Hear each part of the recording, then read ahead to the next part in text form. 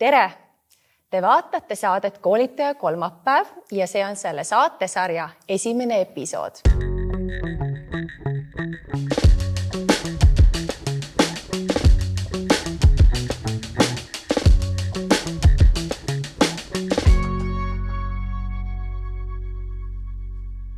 Mina olen Kaidi, Tallinna Rahvaülikooli koolitusjuht ja ma tervitan teid kõiki siin meie vanalinna maja stuudios.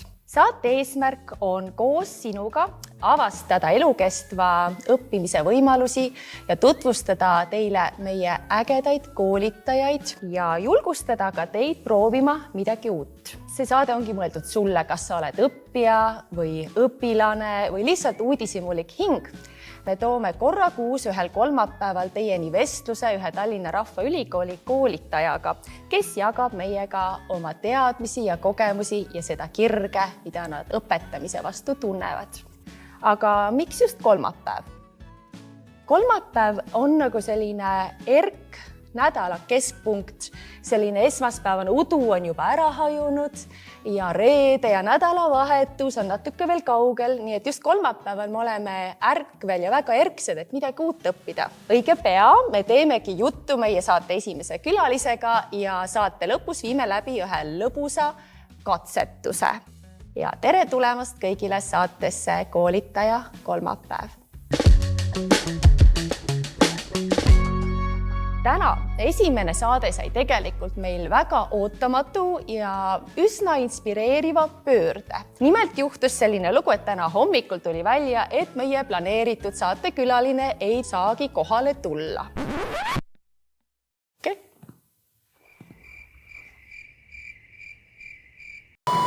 Aga mis edasi juhtus, on päris hea. Nimelt, just täna, samal päeval salvestusega me kutsusime siia ühe uue erikülalise ja pikemalt mõtlemata ütles ta meile jah, mis tutvustab teda juba päris hästi. See tähendab, et teda iseloomustab julgus, professionaalsus ja väga suur pühendumus Rahvaülikooli tegemistesse. Muidugi ei paista ta silma ainult kiire reageerimisega, vaid meie erikülaline on Tallinna Rahvaülikooli tango femme õpetaja ja professionaalne Argentiina tango tantsija.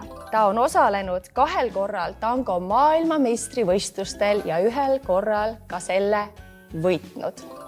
Tere tulemast saatesse, Maria Sujeva.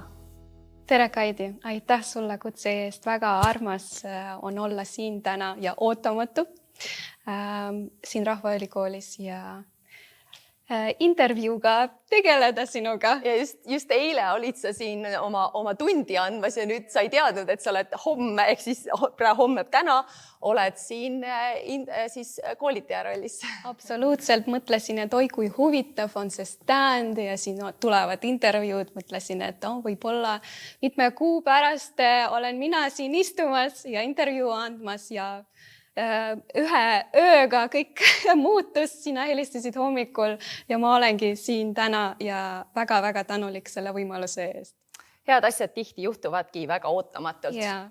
Maria, enne kui me sukeldume tänastesse teemadesse, ütle mulle, milline on sinu tavaline kolmapäev? Minu kolmapäev on tegelikult puhkepäev. Ma kolmapäeval puhkan, sest teistel päevadel ma õpetan. Ja ma oskan puhata. Tavaliselt puhkepäeval ma ei tantsi ega luu koreograafiat. Minul on armas koer, me käime jalutamas ja mulle meeldib väga olla kodus, teha mingisugused kodutööd ja lihtsalt nautida upasust kodus ja rahulikult teha süüa midagi ja olla omaette ja vanematega suhelda ka. Nii et jah, mulle meeldib vaikust, sest et iga kord, kui ma lähen tööle ja õpetan, see on mu kirg. Meid on hästi palju, inimesi on hästi palju, nii et ma väga naudin, kui mul on hetk olla nagu iseendaga.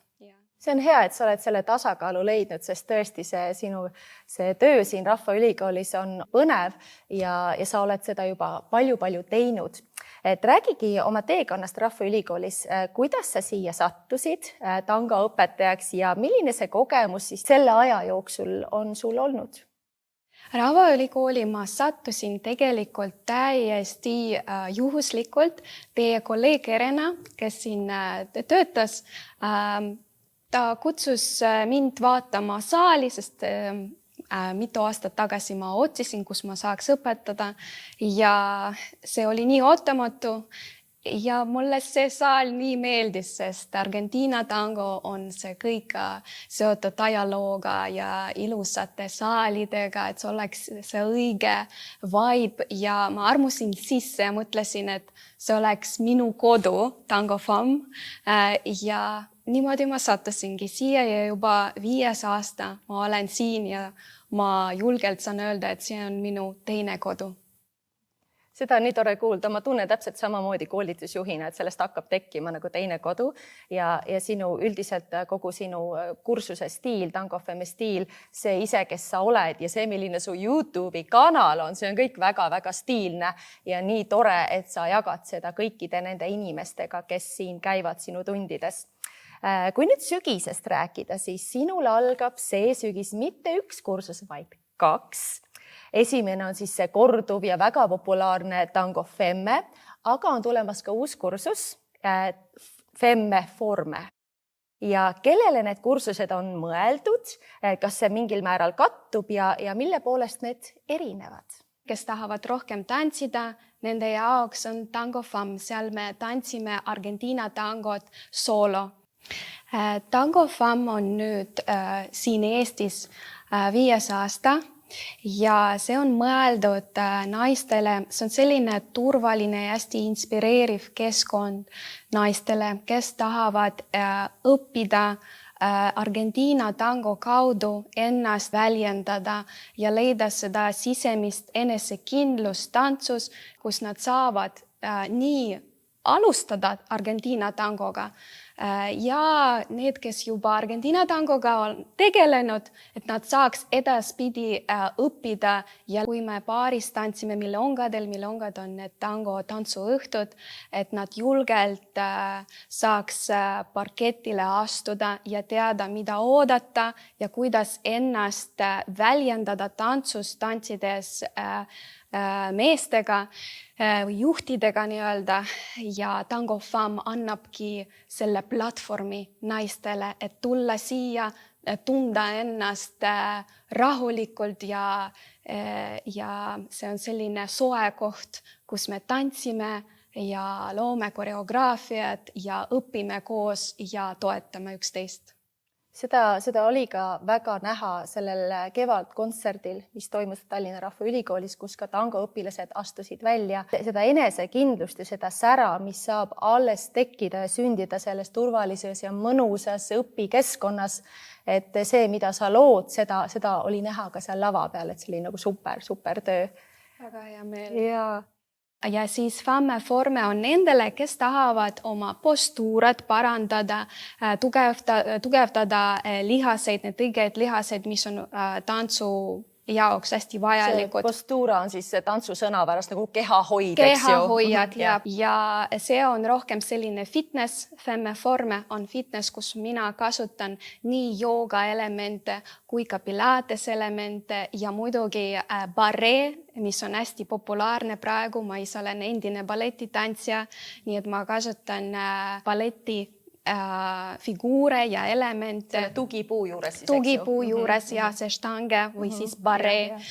Nimetame seda praegu barreed ja väga uus selline kategooria, mille kallal ma praegu töötan ja pühendun hästi palju, on see tango barre. On näha esinemised, kus balletištangega minnakse ja tantsitakse soolo ja see on Argentiina tango suund ka, lihtsalt sa tantsid üksinda ja koos balletištangega. Aga Maria, mida sina arvad, kui nüüd üldisemalt rääkida, miks on üldse elukestev õpe oluline?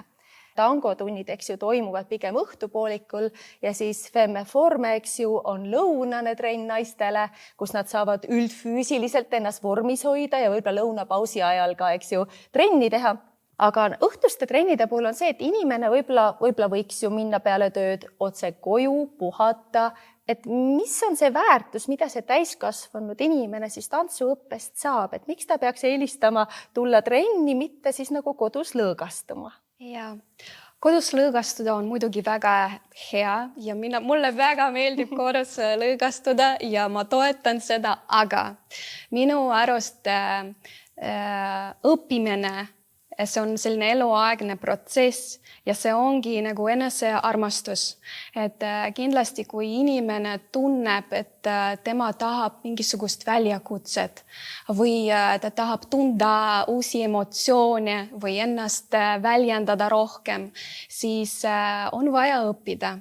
Ja kodus olla on hea, aga muidugi minna kusagile, et sa tunneks mõnikord ennast out of your comfort zone, nii öelda. See annab alati sellise pushi sinule, et sa prooviks ennast kuskil mujal ja alati on inimesed ümber sind, kes sind toetavad ja sa saad selliseid inimesi leida seal, kus sa tunned, et nagu see on sinu jaoks loodud. Nii et kui sa muidugi istud kodus, sa mitte kunagi ei tea, mis sind ees võiks oodata. Ja kui sa lähed ja proovid erinevaid tantse, kas või Argentiina tango, sa saad alati ennast suunata sinna ja avada enda sees need momendid, mis võib-olla magasid sinus ja nüüd sa saad nagu tunda rõõmu, sest sa avastad midagi endas ja see on väljakutse. Nii et mis iganes tegevus see võiks olla, et ma väga seda toetan. See on nagu see tantsupisik, millest hästi tihti räägitakse, et kui sa selle pisiku saad, kui sa oled selle minu meelest korraks läbi kogenud, see ongi see, et sa õpid armastama iseennast, et sa tahadki nagu neid hetki uuesti läbi elada, sa tuledki trenni, et neid emotsioone, eks ju, uuesti nagu nautida.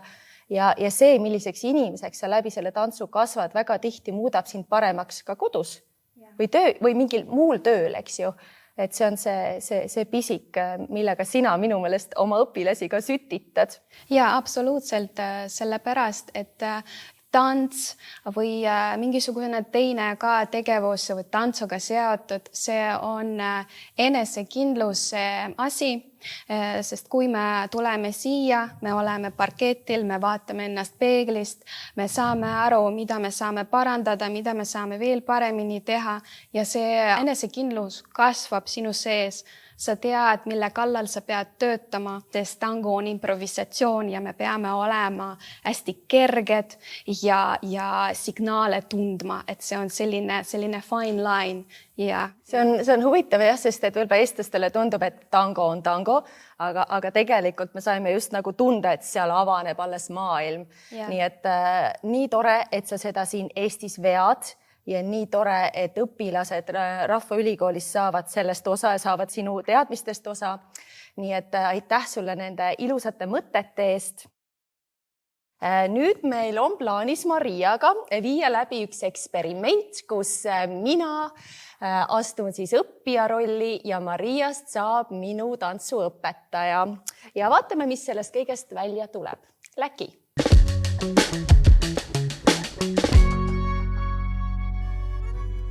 No nii, Maria, me oleme Tallinna Rahvaülikooli teatrisaalis ja sa näed fantastiline välja. Kas sa käid niimoodi tangotrenne andmas? Ja, absoluutselt peaaegu iga kord. See on selline tango outfit, seelik ja kingad, et sa tunneks ennast paremini ja õiges sellises environmentis, et sa oled valmis tantsi. Väga lahe, et siis naistel need seisvad peokleidid ja kingad kuluvad marjaks ära.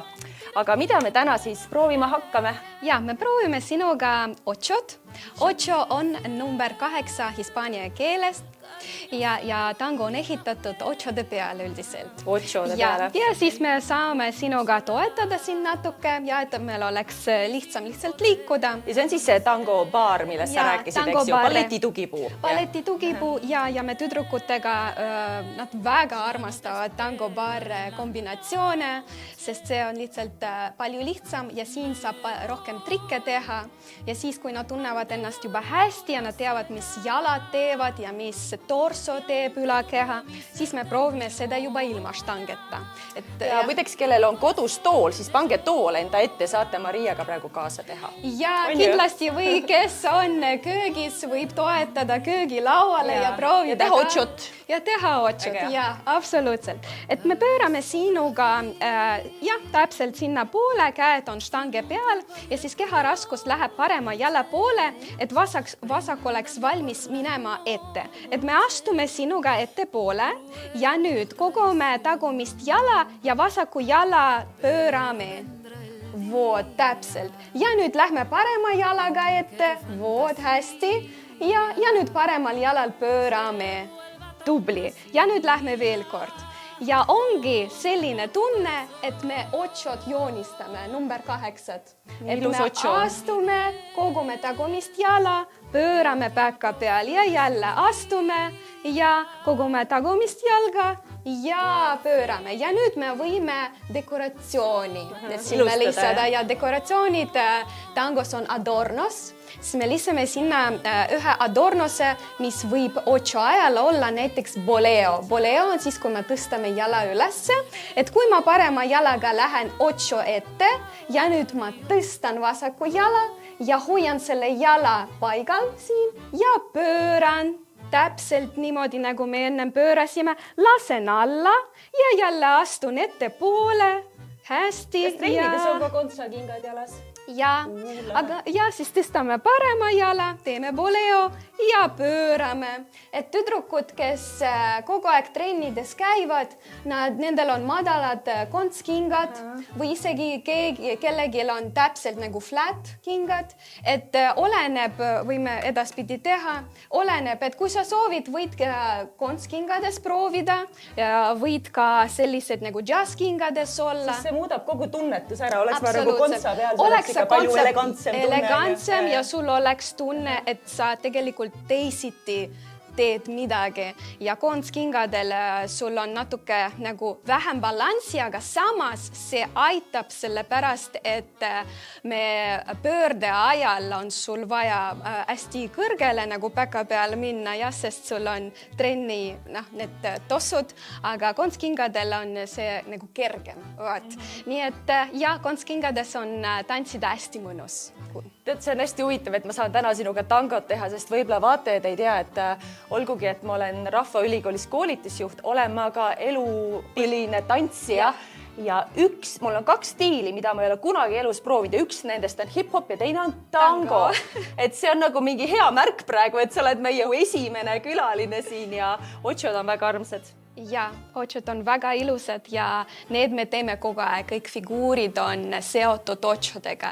Et kui me alustame tangot, me õpime otšosid, et tüdrukud saaks dekoratsioone teha ja edaspidi arendame seda tehnikat siiamaani, kui figuurides nad juba vabalt astuvad otšodesse ja saavad edaspidi tantsida ja signaalidest aru saama, mis juht nendele pakub.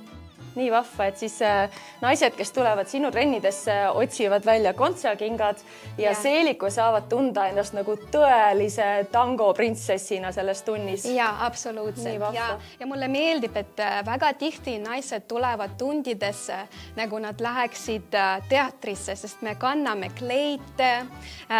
Tangos on sellised stretch kleidid ja et näiteks selline seelik tundub hästi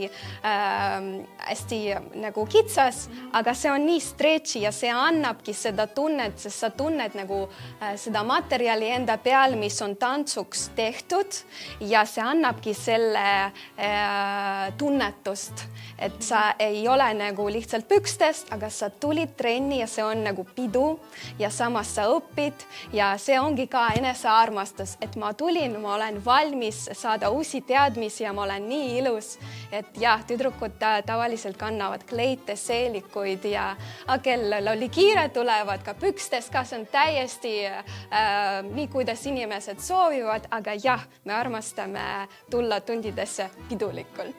Aitäh, Maria, et sa mulle otšot õpetasid ja aitäh, et sa tulid saatesse ja selle saate särama lõid. Mina olen täna juba Mariat korduvalt küsitlenud, aga üsna pea ja kaameraväliselt saab küsija rolli endale Maria ise ja tal avaneb siis võimalus saata küsimus meie saate järgmisele külalisele. Ja see järgmine külaline kuuleb seda alles siis, kui ta on saatesse kohale jõudnud. Kes see uus külaline on ja mida Maria temalt küsib, seda, kallid vaatajad, saate teada meie järgmises saates augustis. Aitäh vaatamast ja nägemiseni!